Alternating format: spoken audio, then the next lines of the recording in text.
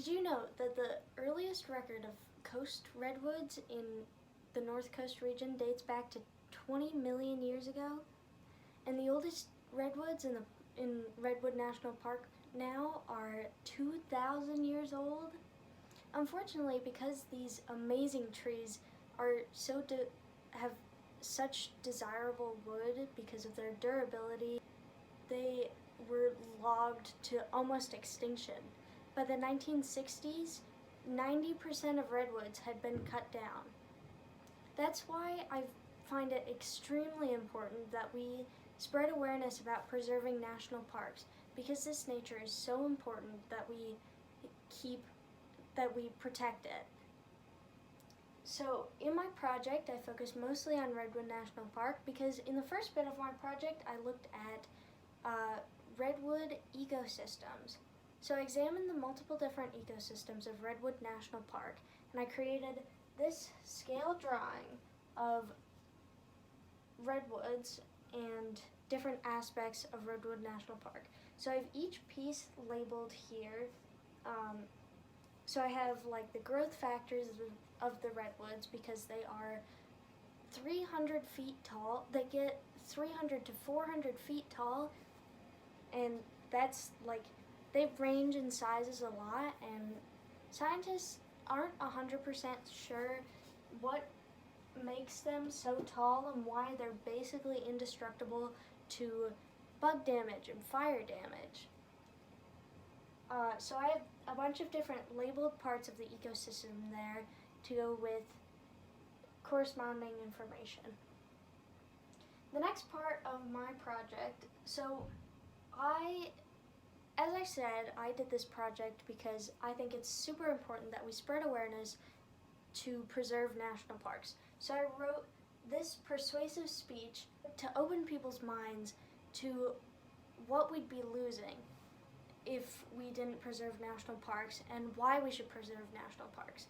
Because in preservation, when we want someone to start working towards preservation or like any sort of change, people aren't gonna do the work if they don't know what they're protecting.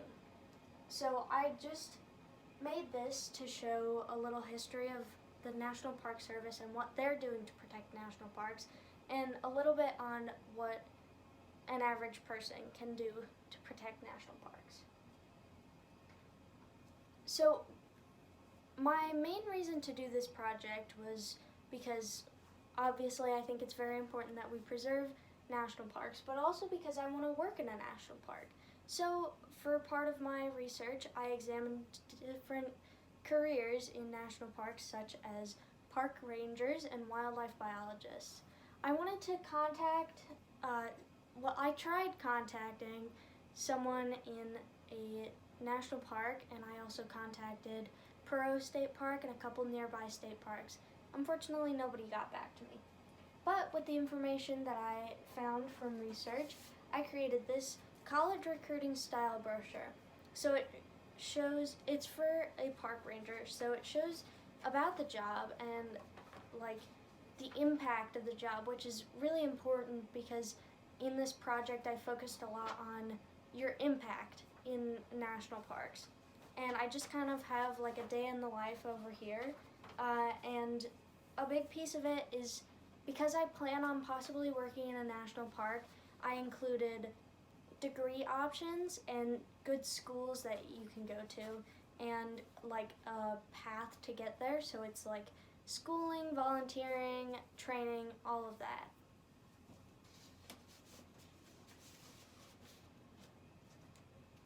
The next bit of my project, I created, as I've been saying, a big piece of conservation is education. So I created this lesson book for teachers to use, and it includes a few redwood-related activities, such as a build a tree activity where you have a group of students and you write on note cards tree parts and tree definitions. And I also have like a 5-day unit on redwoods and climate change. As I mentioned before, most redwoods have been cut down due to logging. So to represent that, I've created this little diagram here. So before logging, there were about 2 million acres of redwoods.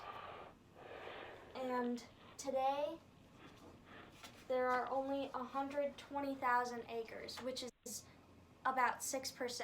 And it's really unfortunate that we've come to this, and that's why I find it so important that we speak up about these issues and that we continue to protect national parks and create more national parks so that we can preserve all of the beautiful ecosystems of the world. Going on that same theme of education, I created this prototype of a plant identification field guide for Redwood National Park. Like I said, prototype, so it only has like the most popular plants of Redwood Forest, which is obviously coast redwoods and Douglas firs and sword ferns and redwood sorrel, which is like a ground cover. So in this, I looked at identifying characteristics, but I also included whether the plants are poisonous or edible, and I included some animal connections, like, for example, many animals find home in redwoods. I did the seasons that they are blooming or just their seasons, and I did their range. So a lot of the things in here are from British Columbia all the way down to like Southern California. So this is to spread awareness on the beautiful nature that we should be protecting. Thank you.